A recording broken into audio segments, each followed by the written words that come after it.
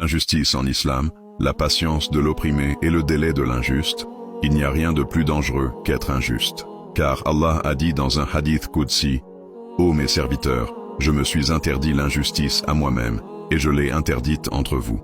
Ne soyez donc pas injustes les uns envers les autres. » Muslim. Dans l'islam, l'injustice, dhulm, n'est pas seulement frapper, voler ou humilier. C'est aussi ignorer les droits, mentir, manipuler, mépriser ou abuser de son pouvoir. C'est une obscurité, et chaque acte injuste, même caché, devient une tache sur l'âme. Mais Allah, dans sa sagesse, laisse du temps à l'injuste. Pas parce qu'il approuve son acte, mais parce qu'il lui donne une chance de se repentir. Le prophète a dit, Allah laisse du temps à l'injuste, mais lorsqu'il le saisit, il ne le relâche plus. Bukhari et Muslim. Ce délai n'est donc pas un oubli, c'est une épreuve pour celui qui commet l'injustice.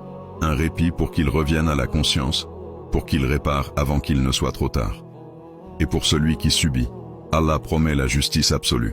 Le prophète a dit, « Prends garde à l'invocation de l'opprimé, car il n'y a aucun voile entre elle et Allah. » Bukhari. Même si tu ne vois pas la réponse, elle a été entendue. Même si tu crois qu'Allah tarde, sache qu'il ne fait que préparer le moment parfait. L'invocation de l'opprimé traverse les cieux plus vite que la lumière. Allah dit, « Ne pense pas qu'Allah soit inattentif à ce que font les injustes. Il leur accorde seulement un délai jusqu'au jour où les regards se figeront. » Sourate Ibrahim, v 42. Et quand ce jour viendra, le silence des opprimés deviendra un cri, et les larmes versées deviendront lumière. Alors, si tu es injuste, repens-toi avant qu'il ne soit trop tard. Et si tu es opprimé, ne désespère jamais, car le silence d'Allah n'est pas de l'oubli, c'est de la sagesse. Il retarde la punition pour l'injuste, et il prépare la délivrance pour le patient.